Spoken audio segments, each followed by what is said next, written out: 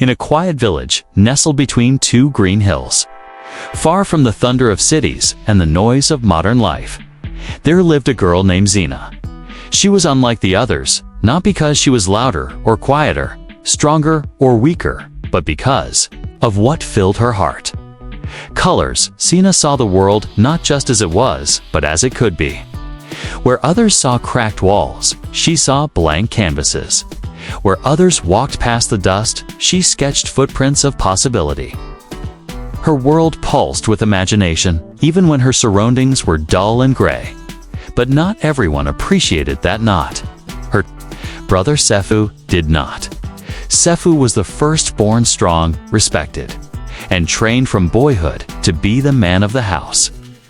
After their father died, he took the role seriously. Too seriously. While Xena spent her afternoons with charcoal pencils and old wrappers, drawing birds with crowns and women made of rivers, Sefu built his life on practicality. To him, life was about discipline, respect, and reality. And to him, Xena's dreams. They were foolish nonsense. You can't eat drawings, he would say. Who will buy stories from a village girl with no shoes? He'd smirk, tossing her sketchbook aside. At first, Xena laughed it off. After all, brothers tease sisters, don't they? But over the years, the teasing grew sharper, colder. It wasn't playful anymore, it was poisonous. One afternoon, Xena rushed home from the market with a piece of good news.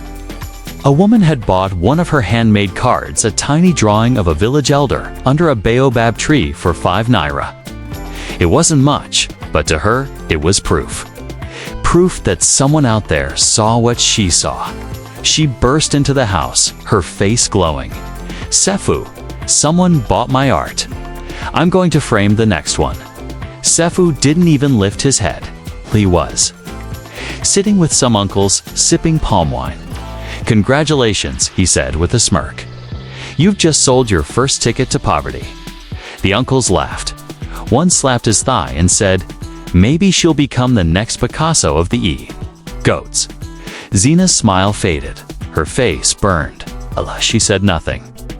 She simply turned and walked back to her room, clutching the little coin like it was gold. That night, she drew again. She drew a woman flying not with wings, but with a ladder of dreams tied to her back.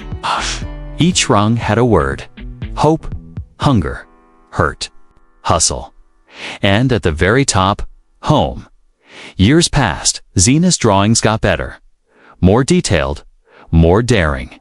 She started using color made from crushed flowers, soot, even turmeric and red soil. Her creativity had no limit, only her resources did. She would walk to the hills to paint in peace, hiding from Sefu's glare. But one day, things came to a breaking point.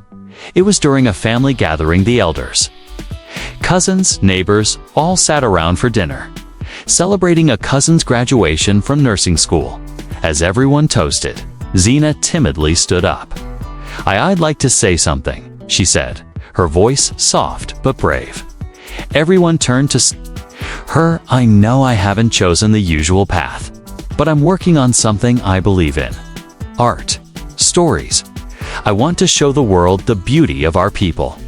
I've even applied to an art school in the city." A hush. Then Sefu raised his glass dramatically. "To Xena," he said, his voice loud and sharp, "the future Michelangelo of Mopti. May your paintings hang in chicken coops and be eaten by goats." Laughter, harsh and cruel. Xena's eyes welled up, but she didn't let the tears fall. She stood tall, nodded, and said only one thing: "You'll remember this moment." Then she walked away from the table, and the next morning, before the village rooster crowed, she was gone. Just a bag on her back, her sketchbook in hand, and a scarf tied around her head. She left without saying goodbye, but she wasn't running from shame. She was running toward something, toward a dream, toward a future where nobody laughed at her gift, toward the unknown city that might break her or make her a legend. The city was loud. The moment Zina stepped off the crowded bus, her senses were overwhelmed. Horns blared like war drums. People shouted. Vendors hawked roasted maize and boiled groundnuts. Somewhere in the chaos, music played too fast, too bright, too unfeeling. Zina clutched her bag tighter. She had arrived in Accra with nothing but her art, 3,000 naira, and hope. She rented a small, crumbling room in a corner of the old district. The ceiling leaked when it rained, while the walls were stained with time. But it had a window, a tiny square, where sunlight spilled in every morning like a promise. Each day, she wandered the city streets, looking for places to leave her mark. She taped up flyers, African stories in color, original art by Zina. With her number scrawled at the bottom, no one called. She visited art galleries, portfolios in hand, waiting for someone to see what she saw. Most didn't bother looking. One gallery manager flipped through her work with a bored sigh. "You're good, but not good enough," he said, handing the drawings back like they were wrappers. Another scoffed. "We want Afrofuturism, not stories about women pounding yam and goats under trees." Zina left, her spirit bruised but not broken. She returned home every night, too tired to eat, but still drew by candlelight. Her fingers black with charcoal, her eyes red from dust and tears. There were days she questioned everything. Days when her stomach growled louder than her ambition, but she always remembered what she'd told Sefu at the dinner table. "You'll remember this moment." She had to make that prophecy come true. Weeks passed. Then months, and just as the last thread of hope began to fray, fate sent a whisper. Her neighbor, an old woman named Mama Essie, noticed her sketches one evening. "Who drew this?" she asked, pointing at a piece Zina had taped to the window. Drawing of a girl balancing a basket of fire and rain. "I did," Zina replied, without pride or apology. Mama Essie's eyes lit up. "Child, you have hands touched by the gods. Why don't you share these with the world?" Zina gave a sad smile. "I've tried." Mama Essie didn't argue. Instead, she returned the next day with an old smartphone and a SIM card. "Use this. There's a place on the internet, Instagram, TikTok. Artists show their work there. You never know who's watching." Zina was hesitant. She had no followers, no fancy photos, just raw sketches. But she listened. She created an account and uploaded one post a day. Some days, no one liked or commented. Some days, she got one heart from someone named @TheArtWarrior. Still, she continued. She shared her first painting made from red hibiscus petals. She uploaded a time-lapse of a piece titled Daughters of Dust. Women rising from dry earth with golden eyes. She posted her village scenes, her stories and pictures, her pain in color, and slowly, the internet began to whisper, then murmur, then shout. One day, a message popped up. "Hello Zina, I am Amina Diop, curator from Afrixpo International. Your work speaks to us deeply. We would like to feature you in our upcoming African Visual Storytelling Showcase in Ghana. Are you available for travel and presentation?" Zina read the message 3 times. Then once more aloud, she screamed. Not just from joy, but from release.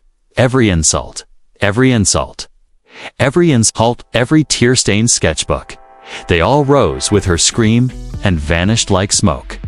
She typed back with trembling fingers. "Yes, I'm ready too." Weeks later, Zina stood at the Accra International Expo, wearing a long dress sewn with patterns of her ancestors. Her artwork, 10 pieces in total, hung like magic on the gallery walls. People from all over the world stopped to admire them. Curators, collectors, journalists. One of them whispered, "She's telling stories I've never seen before." So raw, so powerful. By the end of the night, Zina had signed 3 contracts and been invited to exhibit in London, Lagos, and Johannesburg. Her name was in newspapers. Her smile flashed across international TV screens. The girl from the village had become a global voice, and far away in that very same village. Sefu sat frozen in front of a small television. The news anchor spoke in a proud, excited tone. And next up, Sina Okoro, the young African artist whose work is shaking the world. Her rise to global acclaim is a testament to perseverance and pure talent. Here she is accepting the People's Choice Award. The screen showed her on stage, trophy in hand. The audience rose in applause. Zina bowed, her eyes shining. Sifu's face was blank. His mouth was open, but no words came out. Because this was that moment, the one she had promised, and he had no choice but to remember it. The dust hadn't settled in the village when the convoy arrived. 3 black SUVs rolled slowly down the red earth path. Children ran barefoot behind them, shouting and laughing. Old men and rappers stood to the side, squinting beneath their wide straw hats. Women carrying bowls of cassava on their heads stopped to stare. And in the middle SUV, behind dark-tinted windows, sat Zina. She was coming home not as a girl mocked for her dreams, but as a woman who had proven the world wrong, Mama Ujoak. The village gossip whispered loud enough for others to hear. That's the same girl who used to draw women riding birds and say she'd be famous one day. Someone replied, "She is famous now. I saw her in the newspaper last week." London. Paris. A drum began to beat in the distance. By the time the cars reached the village square, the crowd had gathered. The chief's messenger had already announced her arrival that morning. And now, everyone stood, waiting. The SUV door opened. Zina stepped out slowly, dressed in a deep green wrapper with gold embroidery. Her head was wrapped in matching fabric, and on her neck hung a pendant, shaped like a paintbrush. She smiled. The crowd erupted into cheers. Even those who once laughed now clapped with pride. Old men shook her hand. Children tugged at her skirt. Her former teacher, Miss Adu, wiped a tear from her eye. But Sefu was nowhere in sight. Zina was led to the center of the square, where a microphone stood. A stage had been hastily set with palm leaves and village flags. She took the mic and looked out at the faces familiar. Aging, kinder now. She began, "I come back not as someone greater than you, but as someone who believed. I believed that our stories matter. That the colors in our skies, the wrinkles in our mother's hands, the drums in our chests, they are worthy of the world's gaze. I was told to be realistic. I was told to abandon this dream. But I chose to listen to a different voice. One that lived here." She pointed to her chest. "To every girl drawing under a mango tree, to every boy who sees music in the wind. Don't wait for permission. Don't wait for applause. The dream only needs you to believe first." Tears rolled down cheeks. Even hardened men folded their arms and looked away, trying not to show emotion. The village drummers played a rhythm of victory, and still, hush, hush, did not appear. It wasn't until later, as the celebration faded and the crowd returned to their homes, that he emerged. Zina stood by her old house, now freshly painted, her belongings being moved in. Sefu approached slowly. His head was low. His shoulders no longer bore the pride of yesterday. He was thinner, his eyes dull. "Zina," he said quietly. Stopping a few feet away, she turned. Their eyes met. For a long time, neither spoke. Then he said, "I watched your speech. I saw everything. You were right." Zina said nothing. "I lost my job," he continued. "The factory closed. Things have been hard." Still, Zina didn't speak. Sefu looked down. "I thought, maybe I could help you now. You know, manage some things, protect you, guide you." Zina raised an eyebrow. "You want to manage the girl whose dreams you called foolish?" she asked softly. He opened his mouth, but no words came. Zina turned and nodded at a young man carrying boxes into her new art center. "There's an opening," she said. "For a janitor, sweeping floors, cleaning brushes. It's honest work." Humbling work. Sefu's jaw tightened. He had never been offered such a role, especially not by his little sister. But he needed the job, and deep down, part of him knew he deserved this moment. He lowered his head and whispered, "I'll take it." Zina nodded once, then turned away. There was no revenge in her heart, only a quiet dignity. A power born from pain that no longer needed to shout. She had already won. That evening, Zina sat beneath the baobab tree behind the house, the same spot she used to sit as a girl. A little girl from the village approached shyly, holding a small piece of paper. "I drew something," the girl said. Zina smiled and opened the paper. It was a simple drawing stick figures of a girl standing on a stage, holding a trophy. Zina looked at the child. "What's her name?" The girl smiled. "She's me." Zina took her hand, and in that moment, the circle was complete. The days passed quietly in the village, but for Zina, life had taken on a new rhythm. Her art center, Dream Roots Gallery, stood proudly in the middle of the village square, painted in warm ochres and bold patterns that reflected the spirit of the land. It was more than a building. It was a beacon, a sanctuary for dreamers. Every morning, children gathered on woven mats under the shade of wide trees. They dipped their fingers in homemade paints and told their stories on scraps of cardboard, old cloth, or pieces of wood. Zina moved among them like a flame, gently igniting their imagination. She didn't teach with rules, she taught with freedom. "If you can imagine it, you can make it real," she'd tell them. One day, she held a community event at the gallery. People from neighboring villages came to see what had once been mocked and now was celebrated. Paintings of women turning into rivers, children flying with fish, and elders whose shadows told stories. They lined the walls. Visitors pointed and gasped. "This one reminds me of my grandmother." Someone whispered, another said, "That's the sound of my village after rainfall, ... in color."